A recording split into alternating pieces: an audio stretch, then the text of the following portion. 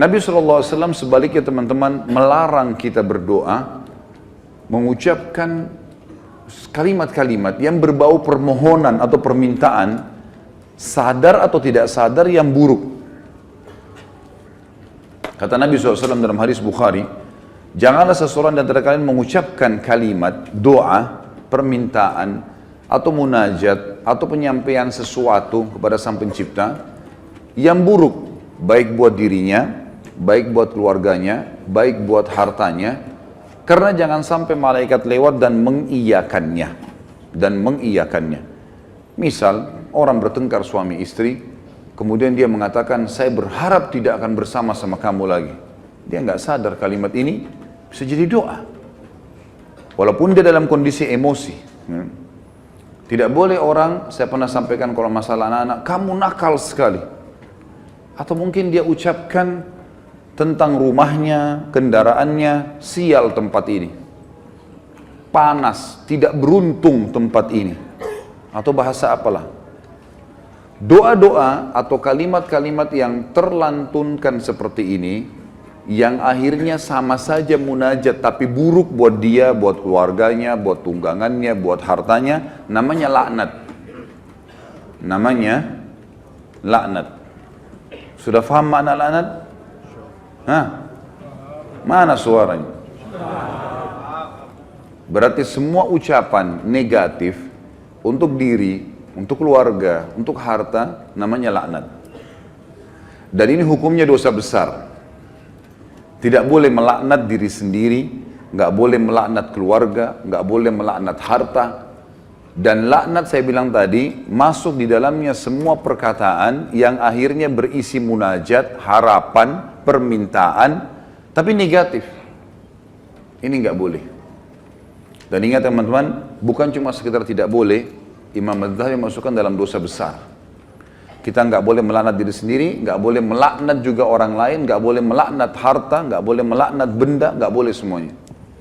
Dan kita akan baca nanti ada hadis, ada seekor unta yang dilaknat oleh pemiliknya, maka Nabi SAW suruh penduduk Madinah muslimin meninggalkan unta itu. Jangan ada yang sentuh lagi unta itu, karena sudah dilaknat oleh pemiliknya. Hanya karena pada saat pemiliknya nunggangi dia, kaki unta ini kesentuh batu, akhirnya dia hampir jatuh.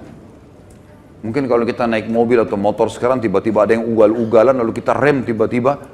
Kadang-kadang ada orang kalau kurang berzikir teman-teman, tidak biasa lisannya berzikir, yang keluar semua kata kotor nantinya. Tapi kalau orang biasa berzikir, oh subhanallah, Allahu Akbar, dia berzikir, lain. Itu positif, karena dia sudah terbiasa berzikir, maka keluar kalimat itu. Atau tabrakan tiba-tiba, na'udzubillah. Tapi kalau dia tidak biasa, maka otomatis keluar kalimat-kalimat yang tidak baik. Dan itu bisa jadi doa buat dia atau buat orang lain. Nah kalau buruk, berarti namanya laknat. Dosa besar. Jelas ya? Ini judulnya. Judul dosa besar 39 adalah melaknat. Saya akan bacakan Imam Madzhabi mengangkat dalil-dalilnya teman-teman sekalian. Di antaranya adalah hadis riwayat Bukhari Muslim. Hadis yang sangat ringkas, pendek, padat sekali. Dan sebagian ulama mengatakan dari hadis ini sudah cukup sebenarnya setiap mukmin punya pengontrol dalam bermuamalah dengan dirinya atau orang lain. Pendek sekali bunyinya. Kata Nabi SAW, la'nul mu'mini kaqatlihi. Melaknat seorang mukmin adalah seperti dosa membunuhnya. Seperti dosa membunuhnya. Jadi kalau kita lagi jengkel sama seseorang, selama dia muslim, kalau kita ucapkan kalimat itu, maka akan kena. Dalam sebuah hadis yang lain apa? Kalau seandainya ada orang melaknat orang lain, maka laknat itu akan naik ke langit. Kemudian tidak diterima di langit. Lalu Allah memerintahkan laknat itu, doa buruk tadi, kembali ke dunia. Kalau orang yang disebutkan padanya laknat berhak mendapatkannya, memang dia orang pelaku itu, maka akan kembali padanya. Tapi kalau tidak, maka akan kembali pada pengucapnya. Jadi pengucapan doa buruk bisa kembali kepada pengucapnya, kembali kepada kita, na'udzubillah. Kecuali keadaannya teman-teman, memang kita dibolehkan melaknatnya secara syar'i, seperti orang melaknat iblis, melaknat atau mengutuk orang-orang kafir yang sengaja memerangi kaum muslimin, seperti di kancah peperangan. Ada orang kemudian menyerang muslimin dan menyakiti muslimin, dan kita mengatakan semoga Allah membinasakannya. Sama kan laknat itu. Tapi di sini babnya terbuka, pintunya terbuka, ya. Karena memang dibolehkan secara syar'i. Kalau orang hanya pelaku maksiat teman-teman, tidak boleh dilaknat. Apalagi kalau dasarnya orang ini orang mukmin yang tidak bermaksiat. Seperti pernah ada seorang yang berzina di zaman Nabi SAW lalu dirajam, dilempar batu. Lalu ada seorang sahabat berteriak mengatakan semoga Allah melaknatmu. Kenapa? Karena dia berzina. Dan memang nyata, kepergok, lagi dihukum. Berarti orang lagi buat maksiat kan? Sama kalau kita orang lagi mabuk misalnya di pinggir jalan. Tetap nggak boleh dilaknat teman-teman. Lebih baik kita ucapkan apa? Jangan kita bilang semoga Allah binasakanmu. Mudah-mudahan mobilmu tabrakan. Nah, ini nggak boleh kita ucap. Ya Allah berikan hidayah. Karena pengucapan ini laknat tadi. Kalau tidak kembali ke dia, dan memang tidak akan kembali ke orang-orang ini, kecuali tadi yang saya bilang orang yang dikhususkan, iblis, syaitan, ya, orang-orang kafir yang menyakiti muslimin, ada memang pintu-pintunya saja. Kalau tidak, cuma orang yang bermaksiat dari kaum muslimin tidak boleh. Apalagi dasarnya bukan orang bermaksiat. Para ulama, para da'i, para orang-orang soleh dan solehah, diolok-olok, dicaci maki, ini semua masuk dalam masalah bahasan laknat. Melaknat orang mukmin maka lebih berat atau bahkan sama dengan membunuhnya. Kita tahu membunuh dosa besar. Sebagaimana sudah kita bahas juga di dosa besar kita yang kedua, masalah membunuh adalah dosa besar dan itu sangat berat. Dan membunuh orang mukmin teman-teman sekalian, itu dalam ayat Al-Quran disebutkan termasuk yang diancam kekal di neraka selain kekafiran, kemunafikan, kemusyrikan, juga dalam membunuh mukmin secara sengaja. Ini ada ancaman kekal di api neraka, gitu kan? Dan ini masih khilaf di antara ulama memang, tapi umumnya ulama mengatakan zahir hadis ayatnya begitu. Wa may yaqtul mu'minan muta'ammidan fajazaohu jahannam khalidina fiha. Siapa yang bunuh orang mukmin, maka dia akan disiksa atau dikekalkan di dalam api neraka, yang itu ada di dosa besar nomor 2. Maka dia akan dimasukkan ke dalam api neraka dan dia akan kekal di dalamnya. Maaf, sebentar saya pastikan lagi.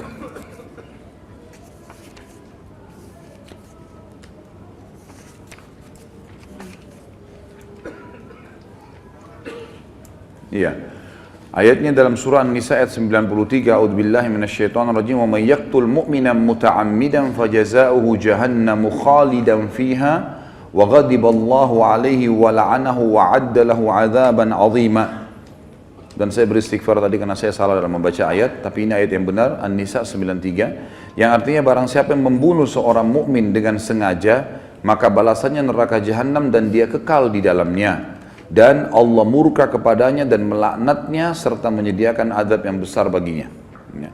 Sementara melaknat orang mukmin sama dengan membunuhnya. Hadis yang kedua, tadi hadis Bukhari Muslim, hadis yang kedua riwayat Imam Bukhari dan juga Imam Muslim menyebutkannya. Kata baginda Nabi SAW, sibabul muslimi fusuqun wa qitaluhu kufur. Mencaci maki seorang muslim adalah suatu kefasikan dan membunuhnya adalah suatu kekafiran. Di sini kalimat mencaci maki seorang muslim adalah sebuah kefasikan, maksudnya adalah caci maki masuk dalam laknat. Caci maki masuk dalam laknat. Misal seseorang punya pegawai, lalu dia mengatakan kamu bodoh. Kalimat bodoh ini, walaupun dia lagi salah, bukan itu sama doa buruk kan? Laknat. Maka bisa kembali ke dia, bisa kembali ke dia, tapi pengucapnya walaupun orang itu layak mendapatkan kalimat bodoh, kembali ke dia kalimat itu, tapi laknat ini bisa kembali menjadi dosa besar bagi pengucapnya. Dan lebih baik jangan diucapkan. Lebih baik jangan diucapkan. Beda kalau kita menghardik perilaku. Misal gini, ada orang melakukan perbuatan yang ngawur dia melakukan perbuatan yang orang tidak lakukan. Misal mobil lagi sangat kencang, kemudian dia tiba-tiba berjalan di tengah jalan, seperti menunjukkan sebuah atraksi atau kehebatan gitu kan. Lalu kita mengatakan perilakunya orang ini gila. perilaku, perbuatannya itu berbeda. Yang dimaksud laknat sini adalah masuk kepada individunya, karena perilakunya memang betul salah, gitu kan? Perilakunya salah. Kalau kamu terus melakukan perbuatan ini, seorang guru bilang sama muridnya, kamu bisa menjadi orang bodoh. Nggak masuk dalam laknat itu. Karena yang sedang dibahas apanya? Perilakunya. Perilaku beda, gitu kan? Kalau kamu terus saja seperti ini, telat datang di kantor, tidak mengerjakan pekerjaan, kamu tidak akan berprestasi. Kata-kata tidak berprestasi, buruk atau tidak? Buruk. Masuk semua dalam globalnya makna laknat, tapi tidak masuk di sini karena dia sedang menilai perbuatan memang yang sedang salah. Beda, gitu kan? Seseorang membersihkan rumah atau masjid masih kotor. Ini kenapa dibiarkan kotor? Kalau begini nanti orang akan menilai kamu buruk, menilai perbuatanmu buruk, bukan laknat itu. Jelas ya? Jadi yang kita maksud di sini adalah individunya. Mencaci maki di sini masuk di dalamnya adalah kefasikan dan membunuhnya adalah sebuah kekafiran. Kemudian dalam hadis Muslim dari Rasulullah SAW bahwasanya beliau bersabda di dalam hadis yang diriwayatkan Imam Muslim juga, la yakunu la'anu syufa'a wala syuhada yaumal qiyamah. Orang-orang yang gemar melaknat, lidahnya suka mengucapkan kata-kata buruk. Termasuk yang teman-teman ya, saya sering dengar orang bercanda sama temannya, ucapkan nama binatang, ya. Panggil nama binatang, panggil kata-kata buruk, ya.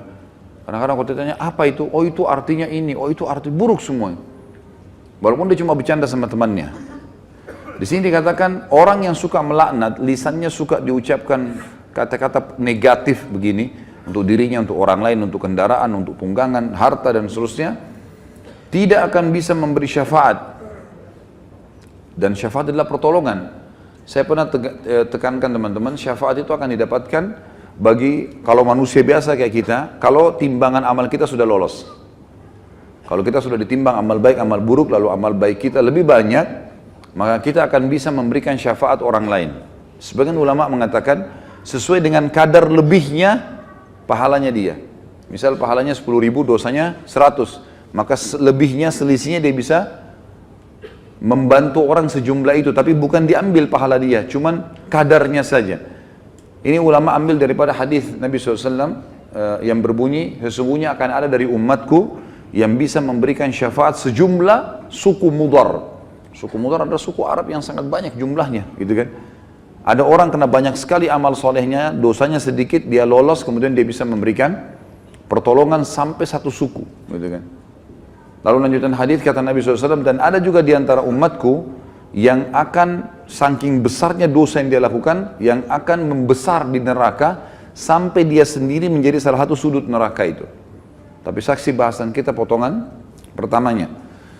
Orang yang suka melaknat teman-teman tidak boleh memberi syafaat. Sebagian ulama mengatakan syafaat di sini masuk dunia dan akhirat. Artinya kalau ada orang mau merekomendasikan orang lain, tidak layak dia bisa memberikan rekomendasi kalau dia sendiri suka melaknat. Suka menghardik, suka mencaci maki, suka menyalahkan, ya, mendoakan yang buruk. Dan juga dia tidak akan menjadi saksi untuk umat-umat yang lain yang disampaikan risalah pada mereka pada hari kiamat. Karena nanti kita akan menjadi saksi hari kiamat. Nanti dalam sebuah hadis dikatakan Nuh alaihissalam didatangkan oleh Allah di mahsyar bersama dengan kaumnya. Lalu Allah tanya, hai Nuh, kau sudah sampaikan belum apa yang saya perintahkan? Kata Nuh, sudah ya Allah. Tanya kaumnya, apakah Nuh sudah dakwakan kalian? Enggak pernah Nuh datang kepada kami. Lalu kata Allah SWT kepada Nuh, siapa saksi bunuh? Dia bilang Muhammad dan ke umatnya. Dipanggillah Nabi Muhammad SAW dengan kita semua memberikan syafaat. Ya, kita memberikan kesaksian, kesaksian. Bahwasanya betul Nabi Nuh sudah menyampaikan dan kami terima dalam Al-Quran dari surah Nuh engkau turunkan ya Allah. Jumlahnya sekian ayat, lalu ayat-ayatnya ditilawakan sehingga kaum Nuh tidak bisa membantah. Karena apa yang mereka lakukan Allah sudah sampaikan dalam Al-Quran. Nah, orang yang suka melaknat tidak bisa ikut-ikutan memberikan kesaksian. Tentu ini sebuah kebanggaan pada hari kiamat ya. Karena kita bisa jelas, oh ini umat Muhammad, umat yang terbaik. Karena kita umat terbaik. Sebagaimana sabda Nabi SAW dalam sebuah hadis yang sahih yang lain. Tidak ada satupun umat sebelum kalian kecuali berharap menjadi kalian. Gitu kan? Karena besarnya fadilah kita sebagai umat Nabi Muhammad SAW. Nabi SAW juga mengingatkan agar setiap muslim tidak boleh memilih teman yang suka melaknat atau lisannya suka mengucapkan kata-kata yang tidak baik.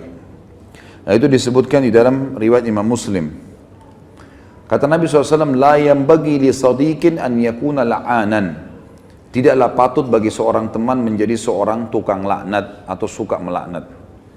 Kita sudah tahu kalau kita ketemu kemudian dia suka mencaci maki atau ucapkan kalimat buruk buat dirinya kah, buat orang lain kah, gitu kan? Itu semua buruk. Ya, ini buruk teman-teman sekalian. Sama dengan yang saya lihat orang sering sebut di Jakarta lata, sembarangan ucapan. Dan ini saya, Allahu a'lam, saya pribadi melihat, mungkin saya salah ya, tapi saya melihat ini mungkin karena dibiasakan saja. Dianggap bahan bercandaan awalnya, lama-lama jadi kebiasaan dia. Lama-lama, karena ini kalau kita tanyakan di teman-teman medis mungkin tidak ada penyebabnya ini. Bukan orang yang gila. Jadi dia cuma karena menganggap lucu, dia anggap juga orang-orang anggap dia jadi lucu, jadi ngucapin kata-kata yang tidak baik. Ini juga masuk. Kalimat-kalimat buruknya bisa jadi laknat karena orang yang tidak dihitung, tidak dihisab oleh Allah, hanya anak kecil sebelum balik, orang gila sampai sadar, gitu kan? Dan juga orang tidur sampai dia bangun. Selain daripada ini akan dihisab oleh Allah Subhanahu wa taala. Orang mukmin secara umum yang dihasankan hadisnya oleh Imam Tirmidzi, dilarang juga menjadi orang yang suka melaknat, menyalah-nyalahkan, berkata-kata buruk, menyakiti orang lain, sebagaimana sabda beliau sallallahu alaihi wasallam, laisal mu'minu bit-ta'an walal la'an walal fahish walal badhi. Bukanlah seorang mukmin yang sejati orang yang suka mencelah, yang gemar melaknat, yang suka berbuat keji dan suka berkata kotor atau menyakiti orang lain. Itu orang mukmin tidak usah. Bahkan saya sudah pernah ajarkan teman-teman, kalau kita diajak ribut, diajak bertengkar, wa idza khatabahumul jahiluna qalu salama. Kamu begini, kamu begitu. Sudahlah, tinggalkan saja. Enggak usah ikut-ikutan. Karena dua orang yang bertengkar, dua-duanya jadi jelek mukanya. Kenapa antum mau ikut-ikutan jadi jelek seperti dia? Karena kita manusia, ada emosi. Kalau lagi bertengkar dengan orang, tidak usah baca WA-nya, tidak usah baca SMS-nya. Tidak usah dilihat. Baca Al-Quran, berzikir kepada Allah, doain supaya dapat hidayah. Belum lihat, mungkin dia marah. Semoga Allah kasih hidayah. Selesai. Insya Allah Allah kasih kebaikan itu. Nanti Allah perbaiki. Gitu. Daripada ikut-ikutan. Ya.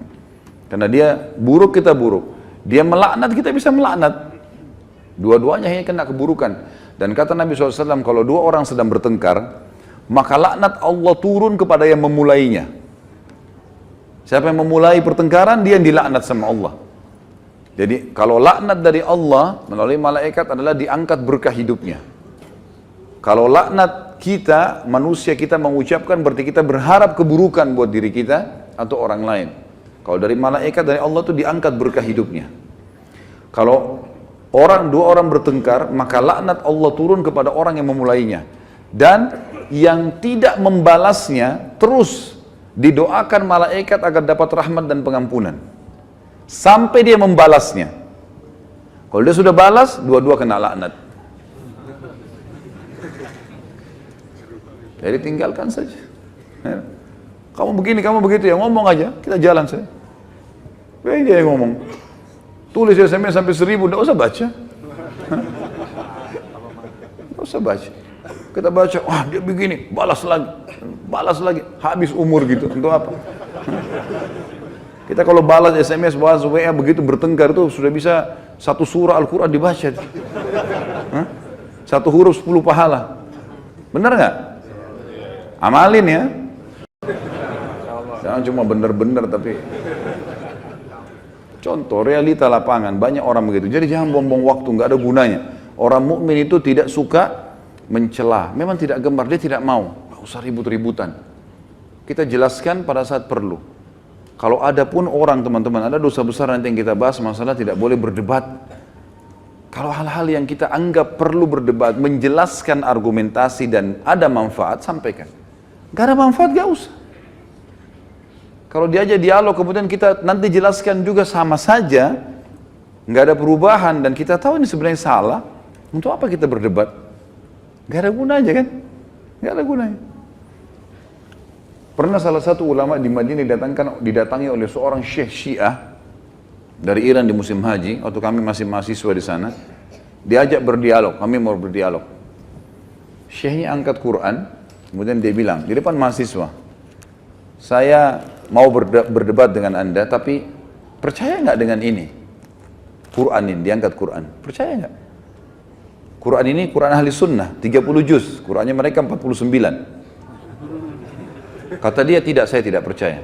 Kata Syekh, saya tidak mau berdebat. Lalu rujukannya apa nanti? Nggak ada gunanya.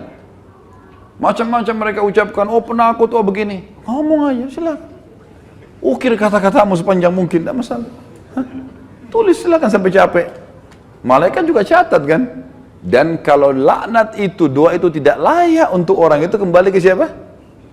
Ke dirinya sendiri. Kamu bodoh, kamu begini. Dia sedang bilang, ya Allah jadikan saya bodoh, ya Allah jadikan saya begini, jadikan saya sial. Na'udzubillah. Hah? Paham ya? Alhamdulillah. Amalkan. Kemudian sabda Nabi SAW juga sama ya teman-teman ya. Tidak boleh gemar mencela, tidak boleh gemar melaknat, tidak usah suka berbuat keji. Berbuat keji itu suka iseng, ganggu orang. Itu perbuatan keji. Sengaja pukul, sengaja sembunyiin barangnya orang. Jangan dijadikan bercanda ini teman-teman. Maaf, sengaja buang angin, ganggu temannya. Nah, iya. Kemarin orang nanya di bahasan saya di Bulughul Maram, Ustadz bagaimana saya ini suka tidak bisa tahan diri, selalu keluar angin. Bagaimana hukumnya? Boleh nggak tahan kalau saya lagi sholat? Saya bilang sebelum saya jawab saya bilang gini, ini adalah sebuah hal yang dibiasakan. Coba kalau antum biasakan teman-teman tidak buang angin sembarangan. Maaf saya bahasakan ini, antum tidak akan terbiasa di depannya orang. Bahkan subhanallah kita akan melepaskan angin itu di tempatnya saja, di WC. Yang lainnya tidak pernah. Ada orang enggak, bercanda. Pegang kuping temannya, bunyi kentutnya. Oh iya, bercanda dia membuat temannya ketawa. Duduk sama istrinya dikentutin sama dia. Kenapa ini? Dianggap bercanda, jangan. Nanti akhirnya jadi kebiasaan. Nanti antum biar depannya tamu juga begitu. Jadi nggak bisa tahan, gitu kan? Saya pernah menghadiri mengunjung rumah orang itu. Jadi tuan rumahnya duduk sambil ngobrol sambil kentut gitu. Saya duduk di situ, entah ya, bagi saya sesuatu yang aneh. Kenapa harus ada ini? Kan subhanallah secara fitrah ada hal-hal yang Allah buat kita tidak suka itu. Ya? Tidak suka orang ngupil, orang apalah muangin angin itu, apalah itu orang sembunyikan barang-barangnya orang lain. Sebenarnya fitrahnya orang tidak suka. Cuma syaitan kemas seakan-akan itu lucu sehingga dijadikan bahan bercandaan. Jadi ini semua harus diulang, harus diulang. Ini sama dengan istilah tadi dikatakan fahish. Fahish itu suka berbuat keji, iseng. Nabi mengatakan orang mukmin tidak boleh begitu. Dan bazi itu suka berkata kotor. Ya. Kemudian selanjutnya hadis Nabi SAW yang disebutkan di dalam hadis riwayat Abu Daud.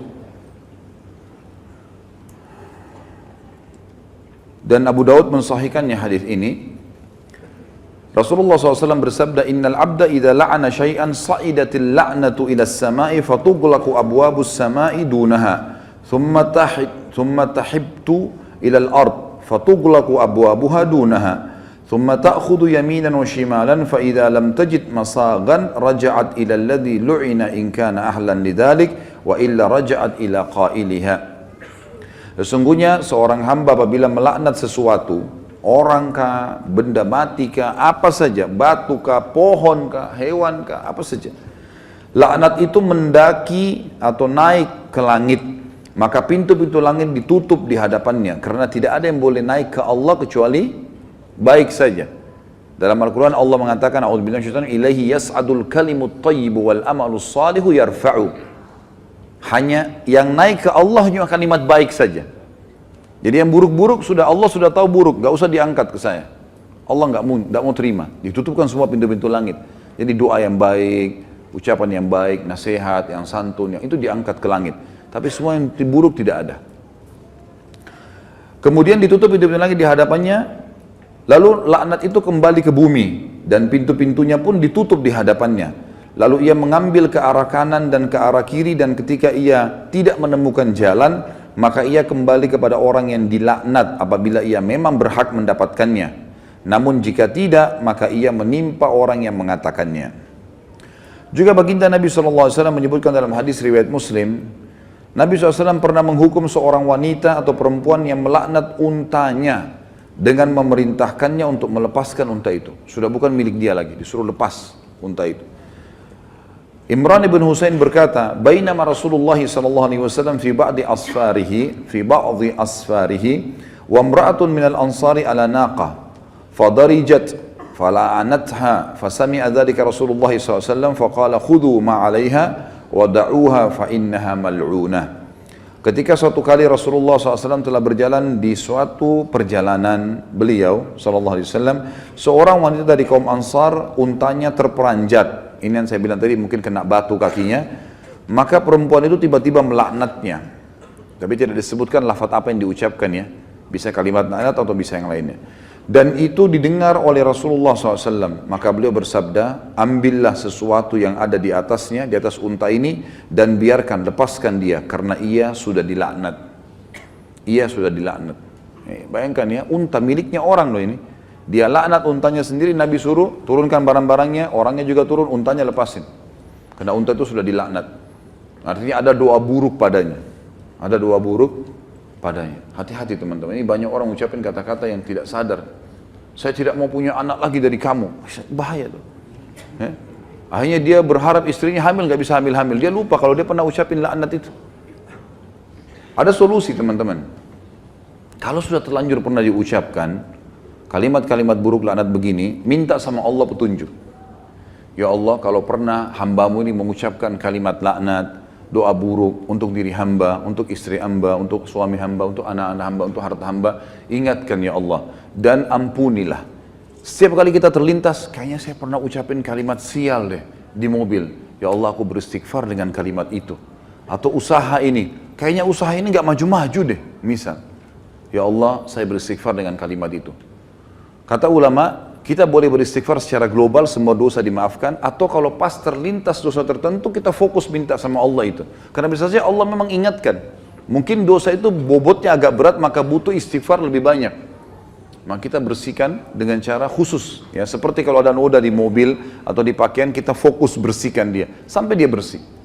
Maka itu insya Allah jauh lebih cepat. Ini solusi kalau orang sudah terlanjur mengucapkan. Dan sampai sekarang teman-teman bisa, saya dan anda sekalian, kita semua ini teman-teman sekalian memohon kepada Allah Azza wa Jalla, Allah yang Maha Tinggi Maha Pemurah, untuk mengingatkan kita semua apa yang pernah kita ucapkan. Lalu kalau teringat istighfar, istighfar sampai kita merasa diri kita sudah menyampaikan. Karena ada juga bahasan dalam hadis Nabi SAW. Misal contoh, siapa yang berbuat baik pada kalian maka balaslah yang setimpal. Kalau kalian tidak punya, maka doakanlah orang itu sampai kalian merasa dalam hati nurani sudah membalasnya. Berarti sebagian ulama berijtihad mengambil dari hadis ini, orang kalau mau bersyukur kepada Allah, dia ucapkan jangan cuma satu kali alhamdulillah, dia terus alhamdulillah, alhamdulillah, alhamdulillah, sampai dia terasa memang ada kepuasan hati, atau mendoakan orang lain, atau beristighfar dari dosa-dosanya. Nggak cukup dengan satu kali astagfirullah wa atubu ilaih. Mungkin dosa kita butuh 1000 kali istighfar, kita nggak tahu, gitu kan? Maka harusnya kita terus sampai merasa hati ini tenang, gitu kan? Agar kendala-kendala atau hambatan-hambatan ini diangkat oleh Sang Pencipta Allah Subhanahu wa taala. Ini juga bisa teman-teman jadikan sebagai bahan untuk muhasabah ya. Kalau mobil sering rusak, rumah sering bermasalah, sering bocor, sering bertengkar suami istri, apalah masalah-masalah, coba ingat-ingat, mungkin ada kalimat-kalimat yang kita pernah salah ucapkan. Ya Allah, aku beristighfar di setiap kalimat yang aku pernah ucapkan yang berbau laknat. Semoga engkau ingatkan ya Allah, aku bertobat, pandulah aku agar bisa membersihkannya. Allah lebih tahu bagaimana nanti kita melakukan pembersihan itu. Kemudian hadis yang lain, masih lanjutan sebenarnya, hadis Imran bin Husain, hadis tadi ini, Imran bin Husain radhiyallahu anhu, qala Imran, faka'anni anzuru ilaiha al-ana tamshi fin nasi ma ya'ridu laha ahad. Imran bin Husain mengatakan, aku lalu melihat unta itu tadi yang Nabi SAW yang sudah dilaknat, Nabi suruh lepaskan saja, jalan di tengah-tengah orang dan tidak ada seorang pun yang memperdulikannya. Artinya karena orang sudah tahu Rasulullah suruh tinggalkan karena imannya orang pada itu sangat luar biasa, maka mereka pun akhirnya meninggalkan unta itu. Sampai seperti itu teman-teman sekalian. Ini banyak sekali orang ya, maaf saya sering dengar ya, saya pernah orang kalau sedikit bocor ban mobilnya sial, selalu kalimat sial ini biasa sekali diucapkan, sial, sial. Ya, laknat itu loh, kalimat buruk gitu kan. Hanya betul-betul mobilnya jadi sial. Ya, tidak beruntung lah, apalah kalimat-kalimat yang sudah saya berikan contoh-contoh tadi.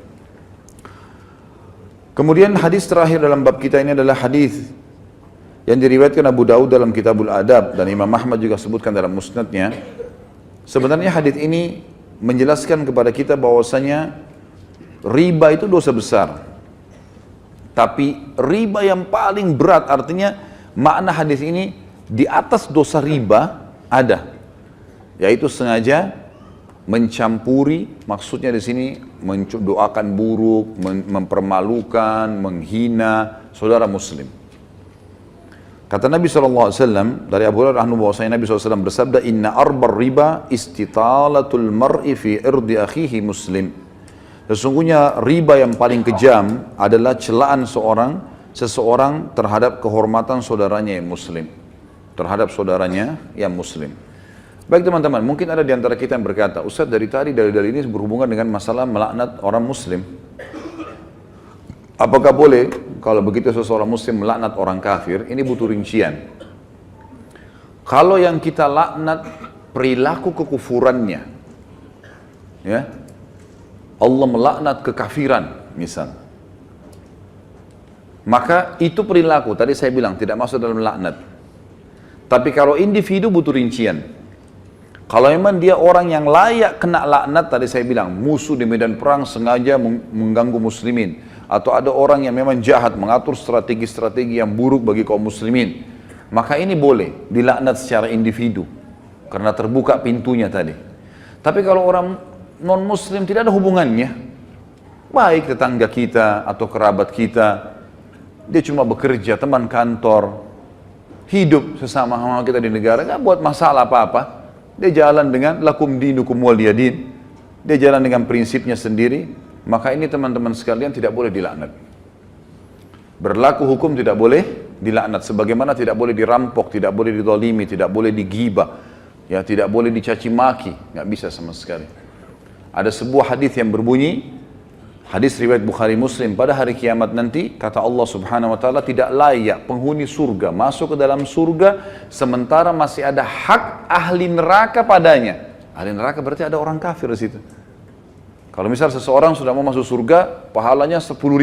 Ternyata timbangan dosanya lebih sedikit. Tapi ada ternyata hak orang-orang kafir pun yang pernah, misal dia ghibah atau ada pegawainya non muslim lalu kena, non muslim gak usah kasih gaji misal. Tetap kata Allah, tidak boleh dia masuk ke dalam surga sebelum haknya ini diambil.